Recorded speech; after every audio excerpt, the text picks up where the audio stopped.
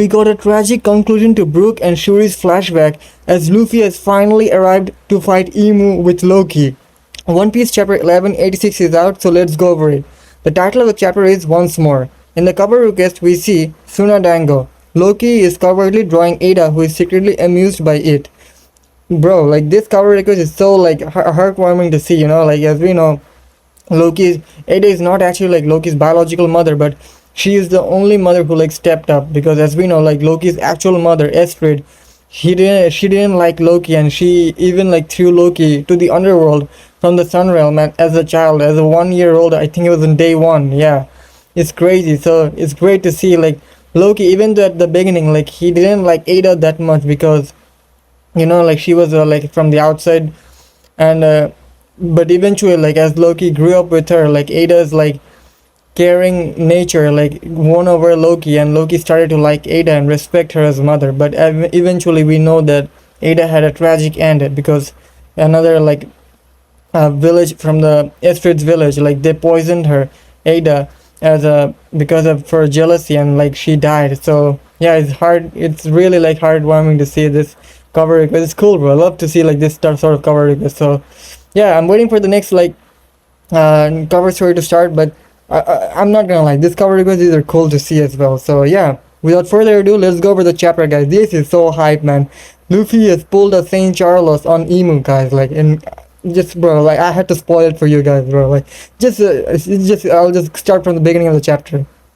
So the chapter starts off exactly where we ended up in the last week's chapter, where I would say like 2 weeks before, because there was a break. So yeah, as we see that Brook arrived to the castle where Shuri and King Reuben were, and Brook came to see and witness that Shuri stabbed King Reuben to death.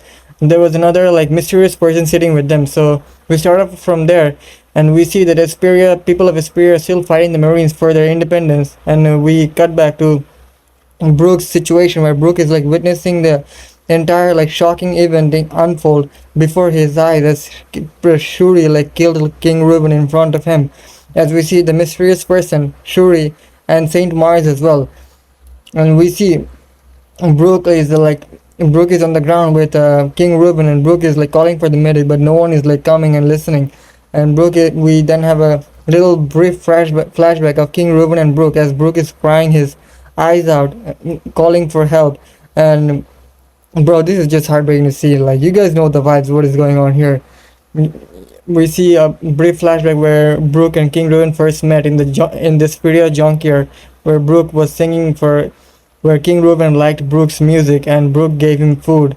Bro, they were having such great times. And then we again cut back to the present, where we see, bro, like this guy Imu, he's present in everywhere. Like, every little detail in One Piece that is happening right now, like Imu has a hand in that. Like, Imu has a hand behind everything in One Piece that is happening. Like, at this point, I won't even be surprised if like Quina died because of something related to Imu, guys. Like, this is like that crazy, bro.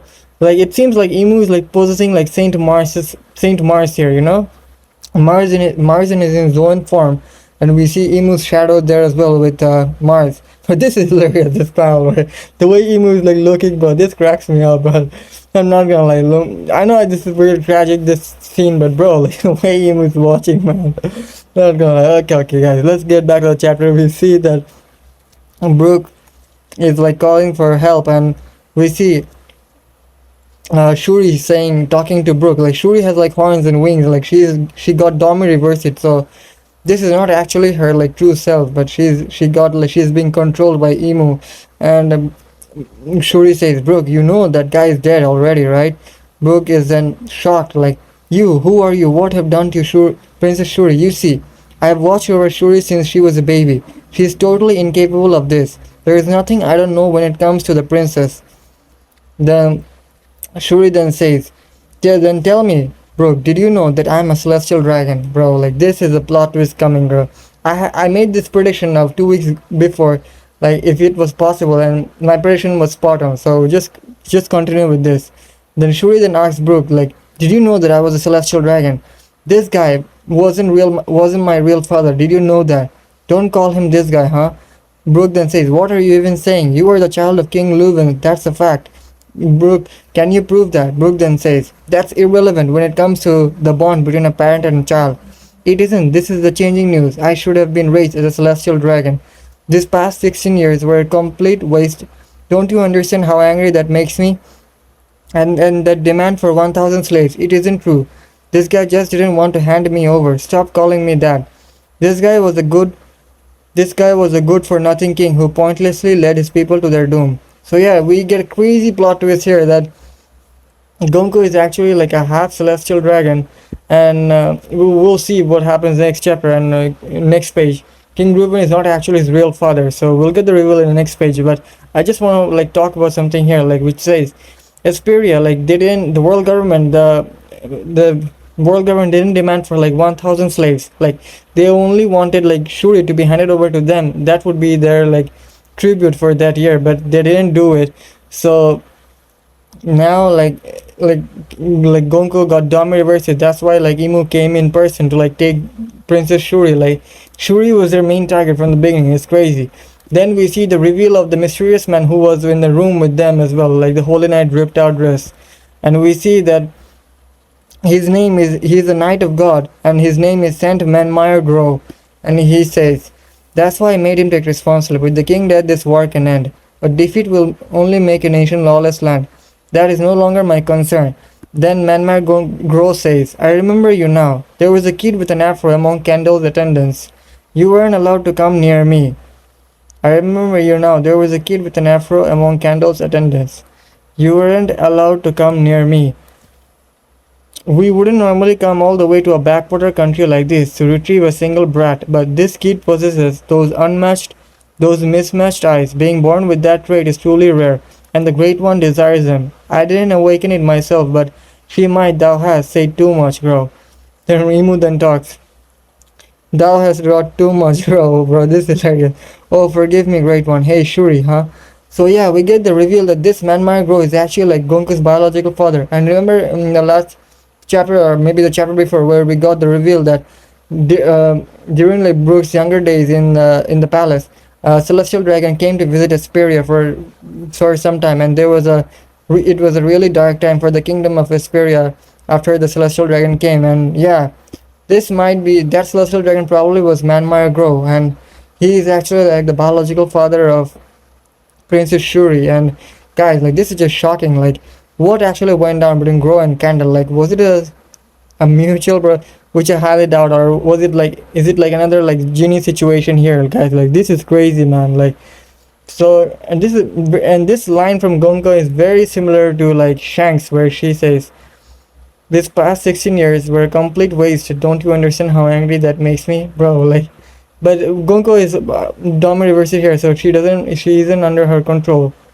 But Shanks was definitely acting in Mary Joyce. So guys, like this is crazy. So this Manmire Grove is like Gonko's biological father, and he also has the same like different pair of eyes.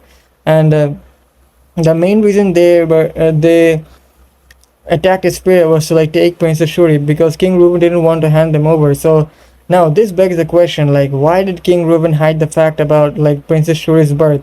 And what went down between Candle Grove and King Reuben? Like what is the actual like purpose here? Like because there is like so much going on like happening, and we only have like bits and pieces of what actually went down, because we see that Brook didn't actually meet this guy. Like Brook was not allowed to meet him. Guys, like this is crazy. So, and we see that Imu is interested in Gonko, in Princess Shuri, because he has those like she has those mismatched eyes, and the Great One desires them, as Grove says. And Imu is right there as well, but this is hilarious. And Grove says that he didn't awaken it himself. So like, bro, like what is going on with this special eyes in One Piece? Like what does those like special eyes of Gonko like actually do? Like we need more context over slowly revealing stuff, but he's like putting on more like mysteries on top of that, guys. Like this is crazy. You know how One Piece works. Like we'll probably get this reveal later on with another like mystery being put on top of it, you know. So this is crazy. And we then see Princess Shuri like come towards Brook and says Brook is just shocked. Like Princess Shuri is about to like fight Brook. Like she's dominated, she's under like Imu's control now. So Brooke then says, "No, wait, this is just a dream, right? I used to change your diapers. I know everything about you, princess. Your patronizing, shedding tears like that is beyond pathetic. I deserve stronger protection. If I go to the Holy Land now, I won't need you anymore. To me, you were always an angel, but now you look like a demon. Gaviot, I couldn't protect Big Bro, the man who saved my life." Then we then see like Brooke Gonko lines up her attack with the sword and uses a named attack on Brooke's head, and it pierces through Brooke's like afro hair. I don't know like how Brooke survived, like this is crazy. And the named attack is Bond and Avant. From frogs to cattle, from kings to chartle. Of the dead you'll find only bones get left behind. Bones alone, as everyone knows. That's just the way the story goes. We see as Princess Shuri stabs Brooke in the head, and after stabbing Brooke through the head, she lives with Grow, and Brooke like falls into the ground, in like unconscious. Like this is crazy, guys. Like how did Brooke survive this? Like the Afro hockey is crazy, guys. I'm not gonna lie. Like this is probably because maybe Shuri somehow got control of herself, and like she missed like Brooke's vital like points intentionally. And guys, like this is just heartbreaking to see, like the way the entire story of Brooke unfold, like watching your like benefactors die, and watching like the person who you literally like grew up with and who you saw as a baby, like and like suddenly switch up on you like this. Like this got to be like so shocking for Brooke. Like he still cannot believe it. And we then see like Brooke then wake up as the other like Esperia guards like saved him, and we see that everyone is like shocked, like how did he survive that head injury. Then we then see Brooke wake up, and he says he doesn't remember much, but then everyone like gives him a detail of what actually happened, and they say we failed, the king is dead. We then see that all the guards like tells Brooke that an eyewitness saw Princess Shuri boarding a government ship. Most citizens have already fled the country. It doesn't matter where they go now, they'll be refugees now. We then see Brooke like burst into tears again, and as his wounds like reopen under the stress, and we see like Brooke's flashback come to an end with an epic like, bro, this panel is so heartbreaking to see. Like this panel reminded me of the panel when like Luffy lost Ace, and he was in his like deep, when he said I still have my friends, like that. This I don't know why I guess, but I feel like this panel, this Brooke crying panel, like is eerily similar to like Luffy's crying panel where he says that I still have my friends after losing Ace, guys. And we then cut back, flashback, like flash forward to the present day finally, and we see like Brooke is like telling all the Straw Hats, and Brooke was telling the Straw Hats the entire story, and all the Straw Hats are in tears and shock. Like Brooke then says an interesting detail, like which finally like puts into context like why Brooke was so oblivious of this fact. He says, back then I didn't even know what a devil fruit was. The princess seemed so different after the king's murder. It was chilling. She looked like just like a demon. But I always thought I was hallucinating. If that was actually real though, hey you guys, do you think it's okay if I put my faith in Princess Shuri once more? If she is a victim, then run Brooke. Bro, this is so heartbreaking to see. Is that just cause I'm their daughter, bro? I want to save her, Princess Shuri. Please, everyone, lend me your strength. We then see like everyone like Brooke is like asking all the Straw Hats to like for help, as he wants to save Princess Shuri, because after watching everything unfold today with the Domri versus stuff, and watching IMU take over Elbaf and possessing like making people demons and devils, Brooke finally came to realize that maybe Princess Shuri was actually a victim of one of these, and he wants to like save Princess Shuri with the help of the Straw Hats, and the Straw Hats are in tears, like they're like ready to jump in to help Brooke out without any second thought. As everyone says, no need to be so, Jinbe says, no need to be so formal. Let's hurry up and smash that ice. I wonder if lightning will do the trick. Then Nami says. Frankie says, the radical beam is our best shot. Usopp then says, it seems like explosives don't work. What should I do? Then we then see like Brooke running off before everyone to like save Princess Shuri as he is crying tears. Guys, this is why I love the Straw Hats, man. Like the bond between these crews, bro, they're a huge like part of my life, guys. I love the Straw Hats. They're the best thing that ever happened, guys. These are the moments which make One Piece so beautiful. Like the friendship between the Straw Hats and the bond, like without any second thought. Like they just had to like hear like Brooke say what he wants to do, and they were ready to like back him up with no matter what he does. Like This is so great to see. And about Brook and Shuri, guys, I really hope like this flashback, like this touched me, bro. Like, I hope Brook and Princess Shuri have a happy ending and Brook is able to save Shuri. But I have an interesting like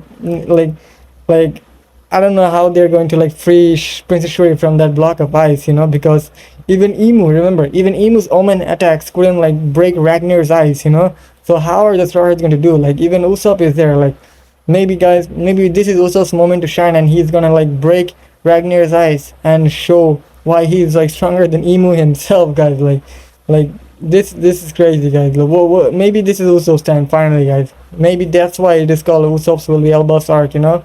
So yeah, we then cut away to the most interesting and the most hype part of the chapter. We cut away to the Walrus School cafeteria and we finally see what Luffy has been up to. As we know, he was last seen eating there in Walrus School, stuffing his belly out as he was like as he was fatigued with overusing Gear 5. And we then see like Luffy this getting locking in to fight Emu as he like removes his Elbaf's Viking boots and he puts on his like iconic sandals. And bro, like this is insane. Like Luffy's locking in. He then says, he's my enemy too, I'm overflowing with power.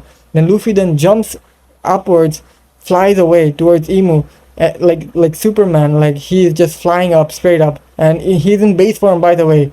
He says, the way I'm feeling right now, I don't think I can lose.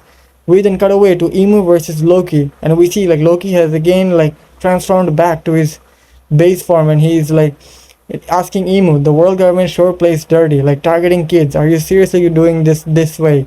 Emu then says, thou art ignorant of the reason then. Shall I enlighten thee?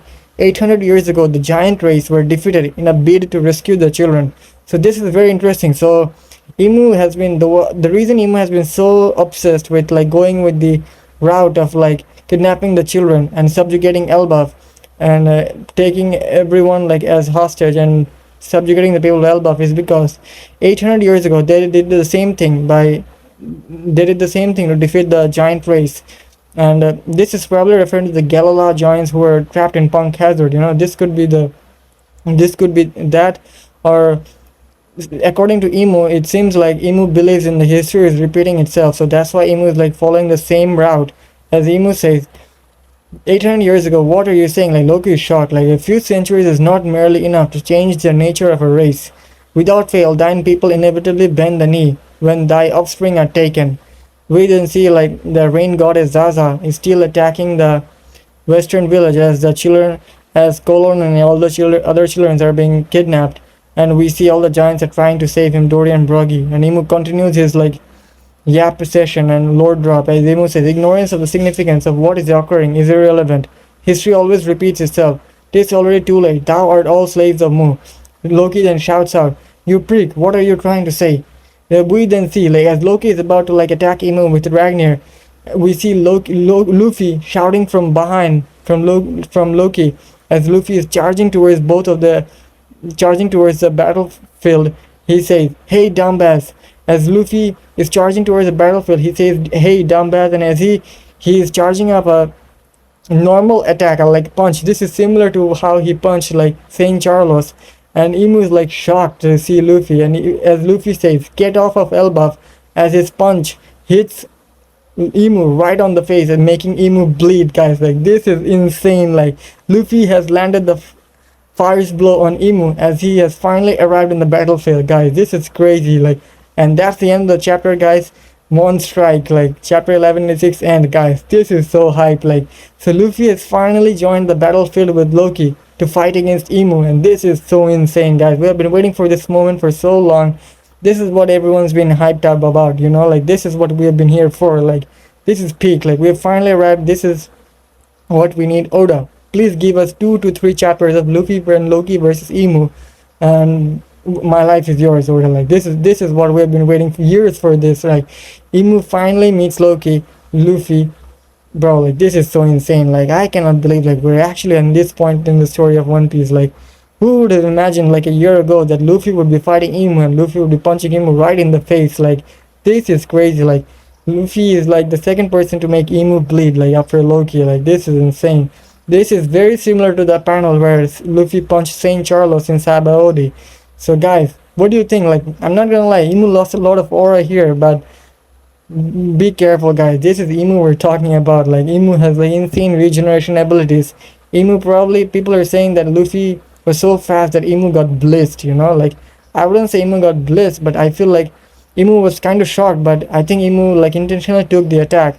And as we know, like, Emu has insane regeneration, so Emu probably doesn't like care about that punch too much. But not gonna lie, like, insane fit for Luffy, like punching Emu right in the face, punching the king of the world, bro. Luffy has done something that no one has dared to do in 800 years. Like, this is my goat. He's here, guys. Like, and mind you, Luffy is not even in gear 5. Like, this is his base form, and he's punching it just with haki and Conqueror's haki. Like, this is insane. Like, look at this panel. Like, this is one of the greatest One Piece panels of all time. And this is so hype, man. This is the moment we've been waiting for, guys. I cannot stop, like, talking about this. Like, I know I might be repeating myself, but this is so crazy, guys. This fight, Luffy Loki versus Emu, is gonna be insane. So what I think is gonna happen next is we go next chapter. I think it's probably mostly gonna be Luffy Loki versus Emu, and I think Luffy will probably go gear 5 next chapter as well. But I would love to see like Luffy go with Emu in base form for a bit, maybe because like Luffy finally realized that he can actually like fight in base form equally, and he can maybe he use gear 5 in burst, you know, not use gear 5 in altogether to like counter the side effects of the time limit, you know. So let's see how this fight goes. Like, this is gonna be really interesting, guys, because we are in this point of the story where like Luffy is the MC, as we know, guys, but Emu is also the final, most probably the final villain. So I didn't see Emu going down in Elbaf right here. So Luffy is for MC, so he's not going to take a huge L in the final saga. So this fight is probably heading to a draw. But in the worst case scenario, like, I feel like the most like insane scenario would be if Emu like straight up beats Luffy and Loki in their full power, and like Elbaf is almost destroyed. Like, that would like insanely raise the stakes for the final saga. And I hope Oda goes through that route where Oda like shows us how Emu is still superior to both Luffy and Loki by defeating both of them. That would be so peak, I'm not gonna lie. No matter how much I love Luffy, not gonna lie, but guys, I think we need a loss here. Like, I'm not gonna lie, like, to raise the stakes at the final saga, because when Luffy and Emu finally face off for the final fight, like, we know like Luffy is gonna win that one, like, with the help of everyone, or being 1v1 Emu. So that's why I believe like it is really important that Luffy takes some sort of L here, but to better understand like what's going on with the what's going on with the entire history of the world, and like to finally understand his true purpose, you know, like, it would be peak, guys. So yeah, lock in, guys. Luffy versus Emu is here. Loki is also there, guys. This is gonna be insane. And mind you, like, about Loki is still not in his hybrid form, mind you, guys. Like, this is interesting to note. So guys, I don't know how this fight is gonna go. Like, we still haven't seen Loki going all out. Emu is still definitely holding back, and Luffy is just getting started. He will probably whip out gear 5 soon. So guys, what do you guys think, guys? Imagine, guys, I have a prediction. I think when we see like next time Luffy go gear 5 in front of Emu, probably next chapter, maybe the chapter after that, maybe we get a face reveal of Joy Boy during the Void Century after Emu sees the resemblance between Luffy and Joy Boy, you know. We might be heading towards a little Void Century insane flashback reveal, with maybe even the face reveal of Joy Boy, guys. Like, I really do believe that we're getting the Joy Boy face reveal in the next few chapters. Like, I'm betting my money on that. Like, I'm going all in on that, like, agenda, like Joy Boy face reveal. Like, this is gonna be crazy, guys. So lock in for that. So I'm super hyped for the next few chapters, and no break next week, guys. So we dive straight into the action next week. So I'm super pumped for it. And yeah, that's it gonna be for this video, guys. So yeah, thank you for watching, and I'll see you in the next one. Peace out.